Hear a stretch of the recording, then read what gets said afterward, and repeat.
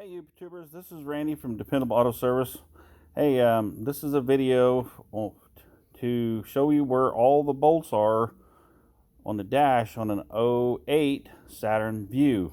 I couldn't find anything on where all the bolts were because some videos and Google and all that stuff I tried to find didn't show all of them. There's some other videos out there that shows most of them, and like me, I've made 3. This is my 4th video because every time I leave one out. So this time I'm going to try to make a new video of where they're all at, and I believe I got them all this time to show you where they're all at. All right, first thing is on the passenger side.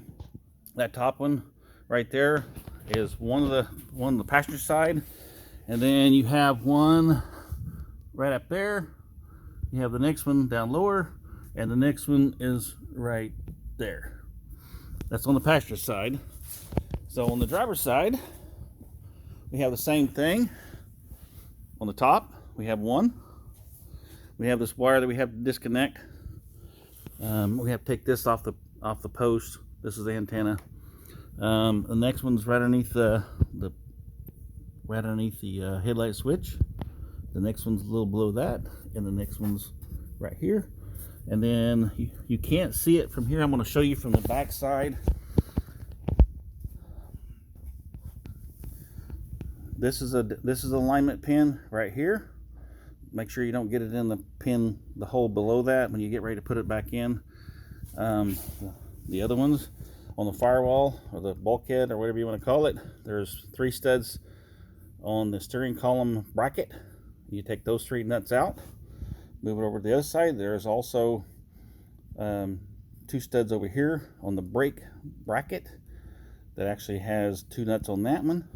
There is a bolt right here. I don't think you can see it very good. This bolt right here, you have to take it all the way out. I just stuck it back in there so you can see where it's at.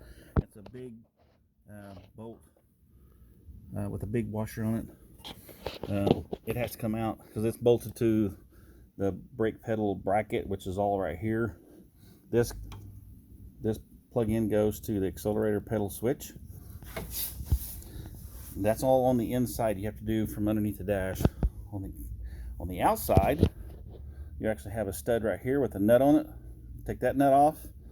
You also have your HVAC system that you have to evacuate and dispose of or whatever according to your state and local regulations and laws. And another one right here that you have to take out. I put a plug on the heater core so I wouldn't get antifreeze all over the place.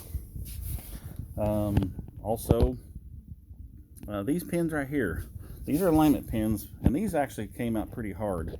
They actually got a piece of like rubber around them right here. There's 3 of them. One of them just right over the glove box. One of them just above the radio, and the other one's above the actual instrument panel.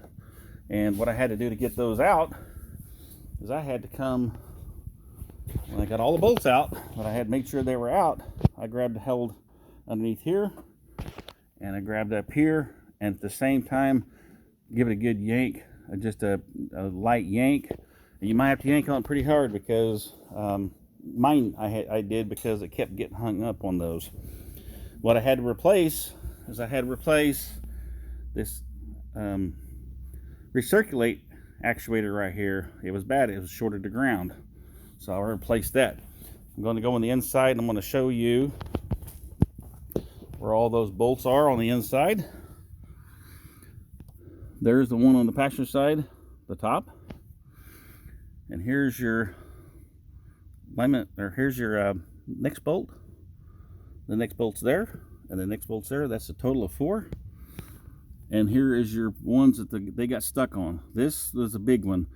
After I had all the bolts out, it kept getting hung up on these, and I could not get it out until I yanked on the dash to pull it off there. So there's the 3 on the dash that gets hung up on. There's the wire that you have to take loose on the driver's side. There's where the bolt goes on the driver's side. There's the second one, and there's right above that is alignment where that big long alignment pin goes in. And then the next one's there, and the next one's down there. So, and then you have the plug-in for the left side. And then you have these 3 studs I was talking about for the steering column bracket. Those are the studs that you got to take those 3 nuts off there. The next 2 is this one and this one. The next 2 studs, those nuts has got to come off. Then you have this bolt that comes out of the steering shaft. Before you take this out, make sure you lock the steering wheel, because you don't want to break the clock spring if it turns more than like 1 or 2 revolutions and you get out of sync. It will do that. The only thing that's left is your accelerator pedal and brake pedal. You have to take this, of course, this plug-in off, and there's the other plug-in for the accelerator pedal switch. And so I think that's about it, other than these little guys right here. These plug-ins right here for the A-pillars. Those are real hard to take off. So what I had to do is I had to take a screwdriver, because those things right there, they slide down through this way. And so what I had to do is take a screwdriver from this side, lift up on this, and push on it this way to get it out of there, because it would not come out of there any other way.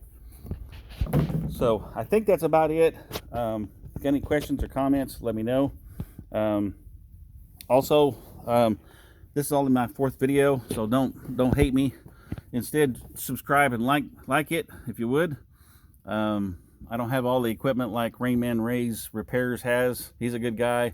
He does a lot of the stuff that I do. I've been doing this professionally since 1982. Been doing it a long time. We get a lot of cars in here that nobody else wants to fix. No other shops want to fix. They send them to us. We get a lot of unique stuff, if you want to call it that, that nobody else wants to fix. One more thing I was going to tell you is this little screen right here that goes over this. It came off. There was some felt. There's some felt on it that it's kind of sticky, and so what I did is I kind of cleaned it all off the best I could, and I re-glued it all around here, because what that is to keep critters out of there. It's kind of a screen mesh to keep them, because right below that is actually the cabin air filter. I've actually seen squirrels and mice and stuff get in there, and they'll chew through that cabin air filter, and they'll get it actually into the blower motor, and then if they die, then you got this stink and this mess and all that stuff. All right, guys, if you like the video, if you get any questions, let me know. If you like the video, like it, subscribe. I appreciate it. I'm going to try to make some more videos. Maybe for Christmas or my birthday, I'll get a GoPro, a nice GoPro or something like that. We can show you what all the unique stuff we get into. All right, thanks for watching.